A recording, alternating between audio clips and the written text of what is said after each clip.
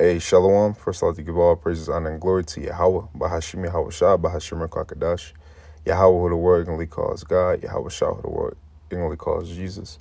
I want to give double honor to the apostles of great millstone who has taught me this truth. I want to give peace and blessings to the Akim across the four corners of the earth who teach this truth from which life to do. So it's going to be a quick video. Lord, when the video is edifying, Lord, I can get something from this video. Just quick video, on the benefits of, serving Yahweh, Yahweh Shai, man, and the benefits of, being righteous, okay, to the best of our abilities. It's not a coincidence that we receive this truth in the latter end. It's not a coincidence that Jake is waking up. It's not a coincidence that this knowledge is out here. It's not a coincidence that these people are not just grasping the knowledge, but seeking and coming to the understanding. Because when you go to Baruch 2:30, it says that the Lord, it says in the land of our captivities, we should, matter of fact, let me just grab it. Land captive. We should remember ourselves is what it says. Yeah, Baruch 2:32 it says, or Baruch 2:30 it says, for I knew that they would not hear me, because it is a stiff-necked people, but in the land of their captivities, they shall remember themselves. And you got to think, right? Israel, the true biblical Israelites, are captive around the four corners of the earth, right? The four corners, north, east, southwest. Okay, so we're everywhere, and that was a curse. Okay, that's part of the curses. Okay, which proves that we're not in the land right now either. Okay, I have to say that because, when you watch these videos, you got to use a thing called, critical thinking. You got to start putting two and two together. If the true biblical Israelites were in a land, then it wouldn't be war on earth. Okay, it wouldn't be chaos. I mean, the wicked would be put down. And another thing, if we were in a new covenant, then we wouldn't still be in subjection underneath the heathen. Okay, that's one thing that Jake is, because you have guys that's talking about the new covenant, but we're in a grace period right now, man. Okay, we're in a grace period. Okay, this is, and we trying to get it right on this side. Okay, so therefore, Lord willing, if we be those men, if I be one of those men, I could be a joint heir with Yahweh Shai, man. Okay, and mind you, when Yahweh Shai come back, his men, Lord willing, I be one of those men. That's when we'll begin to live. Remember Colossians, the 3rd chapter, man. Okay, our life is hid with Yahweh Shai, man. And then when he comes, when he appears and he get his glory, then if we're, Lord will not be one of those men, then we'll get our glory, man. Okay? But scriptures say that this is not your rest. So yeah, we're going to go through it until the Lord comes. We looking for that, man. You know what I mean? So when you hear bad news about America, when you hear, the downfall of America, when you hear wars and rumors of wars, when you hear about or see earthquakes in diverse places, right? When you see, tsunamis or so-called natural disasters, right? When you see these wildfires, when you see, the dollar collapsing, when you see debt rising in America, man, when you see just bad news for this place, we get excited because it's like, you got to understand, this place had us captive, man. It fucked over us, man. Listen, America fucked over Jake, man. Even to this very day. Okay? Even to this very day, man. And you'll be a fool to think otherwise. Okay, this is Sirach 35:16. It says, he that serveth the Lord shall be accepted with favor. Right, scripture, the Lord is a shield and buckler to the upright, man. Okay? It's a reward for the righteous, man. Okay, although, I might look like the wicked is prospering, which indeed there is. They are prospering in the world, which, because Job 9:24, the earth is given into the hands of the wicked, right? And even to get up on a level in this world, you got to do some wicked shit, okay? It says, he that serveth the Lord shall be accepted with favor, and his prayer shall reach unto the clouds. Okay, it says the prayer of the humble pierceth the clouds, and that's why it's important to be humble and not proud. And sometimes pride can creep in, man, but you got to rebuke it immediately. because pride wasn't made for man, man. Remember, scripture said that the Lord directed our steps. We don't control nothing, man. Okay? We subject to the Lord. And so it's just like, that's why it's important to pray. Pray before, like Apostle Gabar said in the video, pray before you leave the house, man. He said, I try to pray before I leave the house. If I forget to pray, which he rarely forgets, he'll pray in the car before he run his errands or whatever he got to do.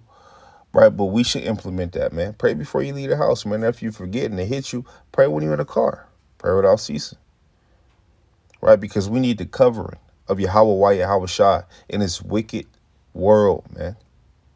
Where his enemies, our enemies are ruling over us. Not only that, you got to remember these people are subject to demons. These people are subject to demons. They're subject to the flesh. They're subject to all kind of manner of bullshit. Majority of people. Okay. So we need a covering from that. Okay. It says the prayer of the humble pierceth the clouds until it come nigh. He will not be comforted and will not depart till the Most High till the Most High shall behold to judge righteously and execute judgment. For the Lord will not be slack, neither will the mighty be patient toward them, till he have smitten in sunder the loins of the unmerciful and repay vengeance to the heathen. Right? Scriptures say that they help forward the affliction. Scriptures also say that they're going to drink of that cup as well, though. The dregs thereof. Okay, they were unmerciful, man. They helped forward the affliction. They did way more than what the fuck they were supposed to do. Right? And they truly showed their hatred. As soon as they got the upper hand on Jake, these heathen, as soon as the heathen got the upper hand on Jake, they truly showed their hatred. Even to this day, they truly show their hatred, man. You got to remember that. So they ain't got no fucking love for no heathen, man. No matter what they say, what they do, they so-called present to Jake, it's always some bullshit on top of it. Right? It's always some bullshit on top of it, man. Okay? It says, for the Lord will not be slack, neither will the mighty be patient toward them till he have smitten and sundered the loins of the unmerciful and repay vengeance to the heathen. Right? These are scriptures you're not going to hear in your church, man. Because then if you heard this, you'd be like, well, who's the heathen? Right? You start asking questions, but your average pastor can't answer the questions, whether if he knows or if he doesn't know. Okay? There's certain things that they can't teach. Okay, it says, and repay vengeance to the heathen till he have taken away the multitude of the proud and broken the scepter of the unrighteousness. Okay? Which is the wicked, when they push forth unrighteousness. Okay? It says, till he have rendered to every man according to his deeds, and to the works of men according to their devices, till he have judged the cause of his people and made them to rejoice in his mercy. Mercy is seasonable in the time of affliction, as clouds of rain in the time of drought. Yeah, mercy is seasonable in the time of affliction. You got to remember that. And we're hoping that the Lord have mercy on us, man. We hoping and praying. Because we understand, if you're a prophet, you understand what's to come. You understand what's at hand, man. You get it. Okay, you get it. Why? Because we understand prophecy, right? We understand. So again, when we hear these news articles or what's bad news to the American society is actually good news to us. It's actually great news to us. Okay? Because the more displays go down, right, then the quicker we'll be in the kingdom and have rule and have these heathen in subjection. Okay? Like it says in Daniel, I believe it's Daniel the 7th chapter, after America is done, after America gets destroyed, then it's going to be the kingdom of heaven where it's not going to be overthrown, where it's going to be peace upon the earth. in the universe. And the true right judges are going to rule the earth, man. Remember that. Lord will not be one of those men. But let me read it back. This is 20. It says, mercy is seasonable in the time of affliction as clouds of rain in the time of drought. Think about that. Okay? Think about that. And I live in a place where it's desert. And we rarely see the rain. But that rain, when it come, oh, man. Right? But same thing as mercy in a time of affliction, man. We need that mercy from Yahweh Shai, man. We need that. We need that, man. We need that. That's why Yahweh Shai makes an intercession, man. We need that, man. Okay? We need that. Because the things that's to come is, man, when you see these people start to get judged out here, man, we're going to be glad, man. It's a quote, and I'll end it with this. It's a quote that says, when men go to battle, no one wishes that they would have practiced less. No one. So in that time to come, we ain't going to wish that, we ain't going to be thinking about, I wish I'd have made one less video. Nah, hell no.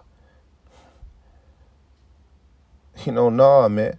We're doing everything we can now, so therefore we might receive salvation. We might receive the promise, like it says in Hebrews 10, the 10th chapter. Okay, Lord will not be one of those men. But hey, with that, Lord, the video is edifying, lonely. I can God something in front of this video. I'm going to give all praises, honor, and glory to Yahweh, Bahashim Yahweh Shah, Bahashim Kakadash. I'm going to tell you brothers to keep pushing on to the next. Shalom.